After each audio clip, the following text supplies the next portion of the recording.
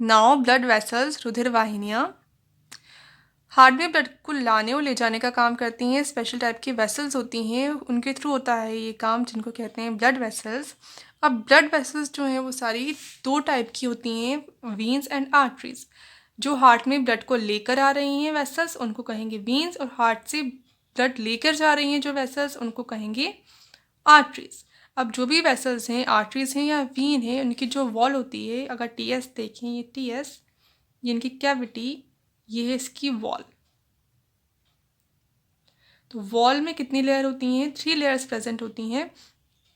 जो inner most layer होती है, सबसे अंदर की साइड जो लेयर होती है वो होती है ट्यूनिका इंटरना। तो ये सबसे अंदर की तरफ कैविटी की साइड पे जो लेयर होगी वो होगी ट्यूनिका इंटरना, और सबसे बाहर की साइड पे जो लेयर होती है वो होती है ट्यूनिका एक्सटर्ना। तो ये आउटर मोस्ट जो लेयर है सबसे बाहर की तरफ, ये होगी ट्यूनिका एक्सटर्ना, और इसके बीच की जो लेयर है पूरी वो होगी ट्यूनिका मीडिया।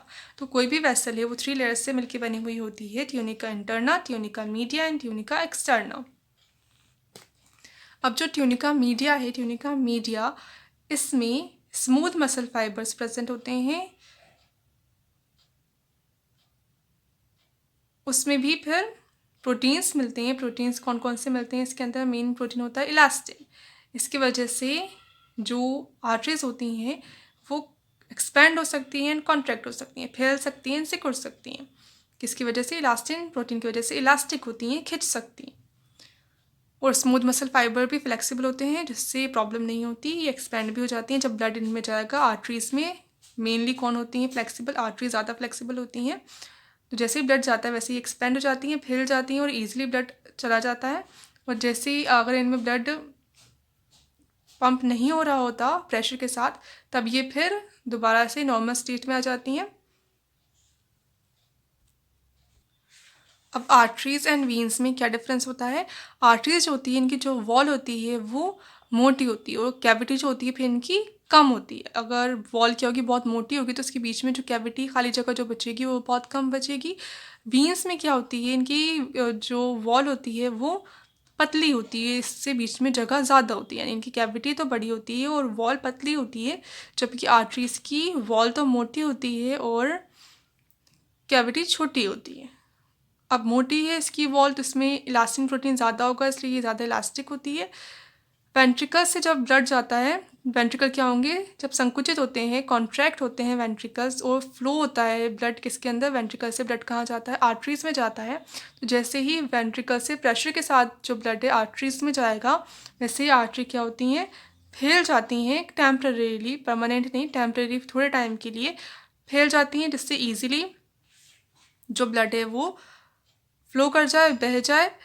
और बाद में जब संकुचन बंद हो जाता है, वेंट्रिकल्स नॉर्मल स्टेज में आ जाते हैं, शिथिल हो जाते हैं, उसके बाद जो आर्टरीज हैं वो भी नॉर्मल स्टेज में आ जाती हैं, दोबारा से जैसी पहले थी वैसे ही हो जाती हैं, तो एक्सपेंड हो सकती हैं आर्टरीज।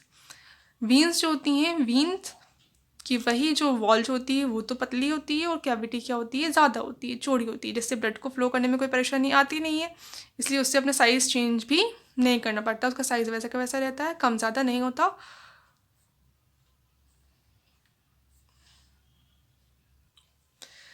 नाउ हार्ट बीट, हृदय स्पंदन। अब कह रहे हैं कि हार्ट में कैपेसिटी होती है किसकी? संकुचन की और शिथिलन की। ये कॉन्ट्रैक्ट हो सकता है, देन अगेन रिलैक्स हो सकता है।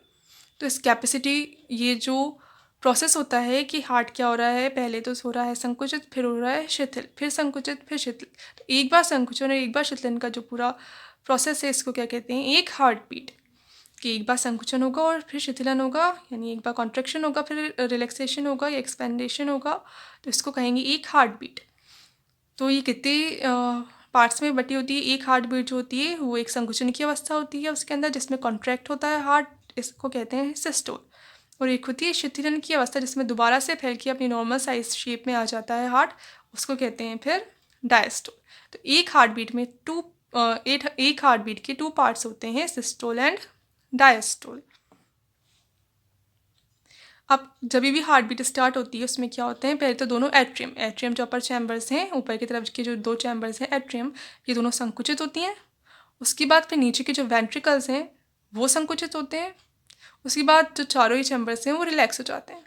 तो एट्रियम संकुचित होंगे तो ब्लड कहाँ जाएगा, वेंट्रिकल्स में। फिर वेंट्रिकल्स संकुचित हो जाएंगे और ब्लड कहाँ चला जाएगा, आर्टरीज में। उसके बाद दोनों क्या हो जाएंगे, रिलैक्स हो जाएंगे। ये प्रोसेस होता है एक सिंगल हार्ट बीट का। और एक हार्ट बीट को कंप्लीट होने में, यानी पूरा प्रोसेस होने में कितना टाइम लगता है, 0.8 सेकेंड्स का टाइम लगता है। तो ऐसे ही जो ह्यूमन है, वो ह्यूमन का जो हार्ट है वो 1 मिनट में 72 टाइम्स बीट करता है।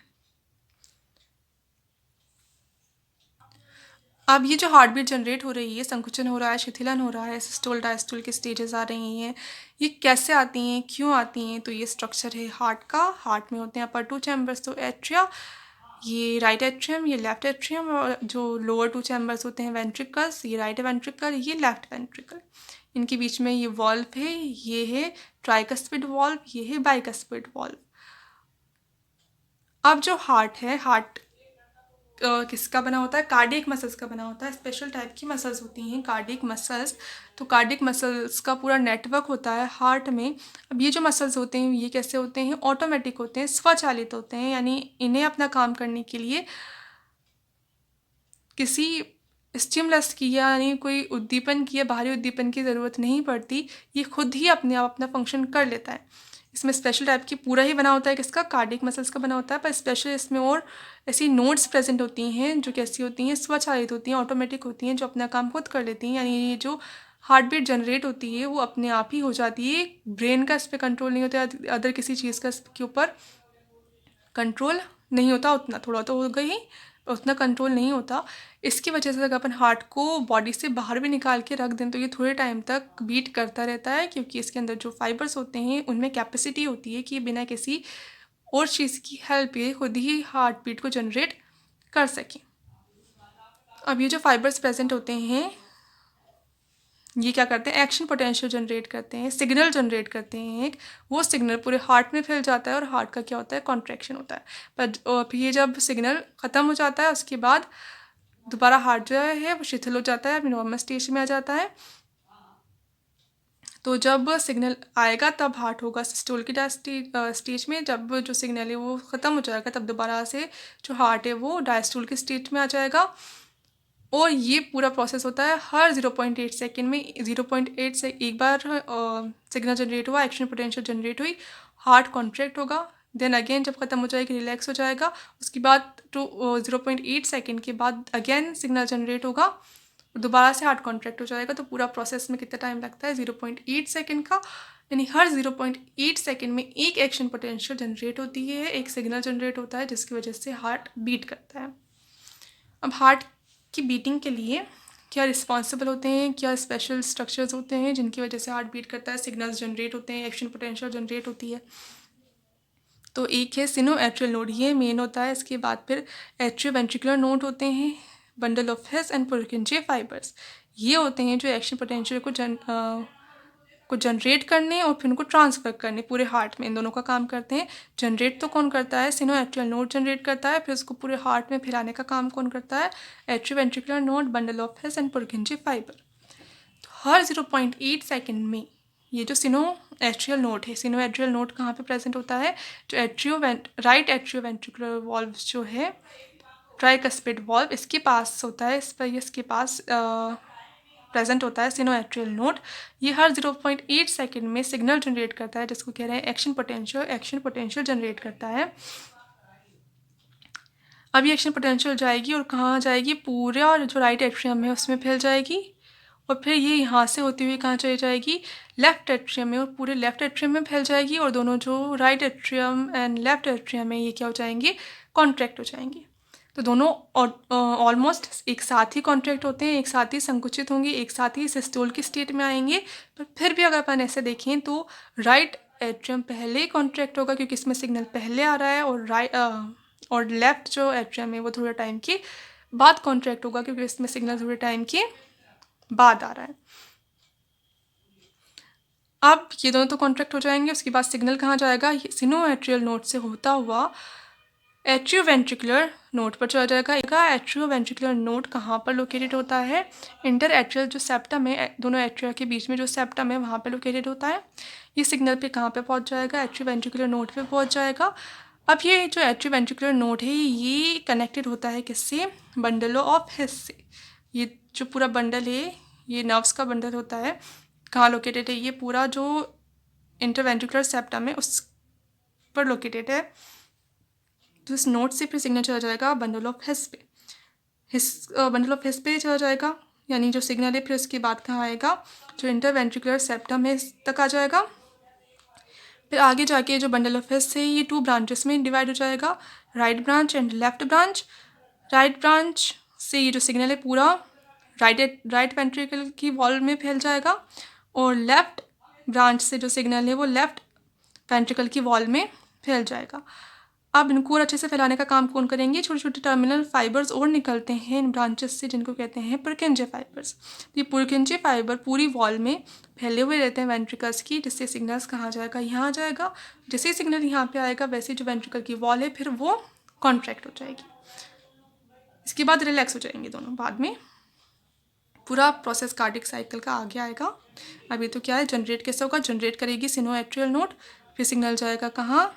राइट एट्रियम से लेफ्ट एट्रियम में, और फिर चला जाएगा ये एट्रियो वेंट्रिकुलर नोड में, एट्रियो वेंट्रिकुलर नोड से बंडल ऑफ हिस में। बंडल ऑफ हिस कहाँ है? इंटर वेंट्रिकुलर सेप्टम में, तो वहाँ चला जाएगा सिग्नल।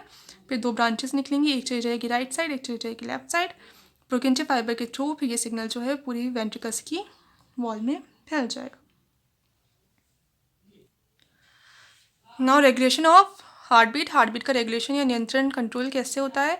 तो एक तो होता है स्वनियंत्रण यानी सेल्फ रेगुलेशन, यानी खुद जो हार्ट है वही अपने हार्ट बीट का कंट्रोल करता है। तो पहले पढ़ चुके हैं अपन कि हार्ट को कॉन्ट्रैक्शन के लिए, बीटिंग के लिए किसी बाहरी स्टिमुलस की ज़रूरत नहीं पड़ती, वो खुद ही बीट करता है।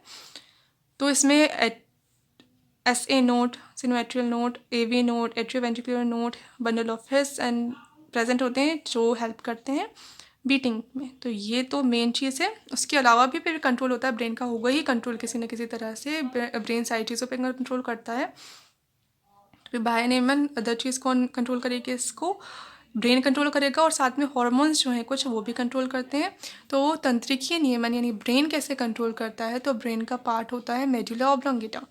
तो ये है मेडुला ऑब्लोंगेटा। इसमें स्पेशल सेंटर प्रेजेंट होता है जो हार्ट बीट को कंट्रोल करता है। उस सेंटर को कहते हैं कार्डियक सेंटर। तो कार्डियक सेंटर के फिर 2 पार्ट्स होते हैं। एक तो होता है कार्डियक इनहिबिटरी सेंटर, ये पूरा है मेडुला। इसमें एक सेंटर है कार्डियक इनहिबिटरी सेंटर, एक ही cardiac acceleratory centre. Cardiac inhibitory centre से नर्व निकल के हार्ट तक जाती है, सिनोएट्रियल नोड तक जाती है, और ऐसे ही कार्डियक एक्सेलरेटरी सेंटर से निकल के भी एक नर्व जाती है जो ऐसे नोड तक जाती है। ये दोनों ही क्या काम करेंगे? इनहिबिटरी सेंटर है तो नाम से ही पता चल रहा है इनहिबिशन करेगा, रोकेगा। यानी जब सिग्नल यहाँ से जाएगा नर्व कौन सी? वेगस नर्व के थ्रू, तो SA नोड अपना जो हार्ट बीट जनरेट कर रही है उसकी रेट को कम कर देगी, और एक्सेलरेटरी सेंटर फिर हार्ट बीट की रेट को बढ़ा देगी। तो ऐसे कंट्रोल करते हैं। साथ में हॉर्मोन्स होते हैं, जैसे थायरोक्सिन हार्मोन है, तो थायरोक्सिन हार्मोन भी क्या करता है? इनडायरेक्टली हार्ट बीट को इंक्रीज कर देता है। अब थायरोक्सिन का काम तो क्या है कि ये मेटाबॉलिज्म को बढ़ाता है, उपापचय दर को बढ़ाता है। उपापचय दर जब बढ़ेगी तो ऑक्सीजन की ज़रूरत ज़्यादा पड़ेगी। उपापचय में क्या होगा? रिएक्शंस होती हैं जिसमें ऑक्सीजन चाहिए, ऑक्सीजन की ज़रूरत पड़ेगी। कब मिलेगी ऑर्गन्स को ऑक्सीजन? जब ज़्यादा से ज़्यादा ब्लड उन तक आएगा, प्योर ब्लड ज़्यादा से ज़्यादा जब उन तक आएगा तभी उन्हें ऑक्सीजन मिलेगी। तो हार्ट बीट इंक्रीज हो जाती है, जिससे बार बार ब्लड जल्दी जल्दी कहाँ तक जाए? इन ऑर्गन्स तक जाए। तो थायरोक्सिन हार्मोन इनडायरेक्टली क्या काम करता है? हार्ट बीट को इंक्रीज करने का काम करता है। ऐसे ही एपिनेफ्रिन और नॉन एपिनेफ्रिन जो हॉर्मोन्स हैं वो भी क्या करते हैं? हार्ट बीट को अफेक्ट करते हैं। ये भी नॉर्मली जनरली हार्ट बीट को इंक्रीज करने का ही काम करते हैं। कहाँ से रिलीज होते हैं epinephrine nor epinephrine hormones? Adrenal जो ग्लैंड है, एंडोक्राइन ग्लैंड, उसकी 2 पार्ट्स होते हैं। तो उसकी जो मेडुला पार्ट है उससे सीक्रेट होते हैं। तो इन हॉर्मोन्स की तो डिटेल्ड स्टडी होगी आगे।